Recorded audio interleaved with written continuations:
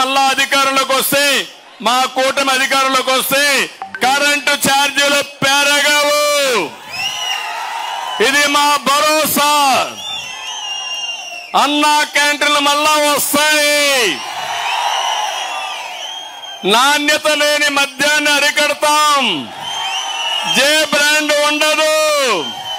మద్యం కంట్రోల్ చేయడమే కాకుండా గంజాయి అనే దొరకదు, డ్రగ్స్ కూడా ఉండవు. మిమ్మల్ని పూర్తిగా మీ ఇస్తున్న 100 రోజుల్లో గంజాయి, జే బ్రాండ్ మద్యం, ఇంకో పక్క డ్రగ్స్ లేని రాష్ట్రంగా తయారు చేసే బాధ్యత మాది. దుర్మార్గుడు అవకాశాల కోసం డబ్బులకు కక్కుర్తిపడి ఈ పిల్లల జీవితాలు నాశనం చేసి ఒక జనరేషన్ ని నాశనం చేసే పరిస్థితికి వచ్చాడు. జాతిని నిర్వీర్యం చేసే పరిస్థితికి వచ్చాడు.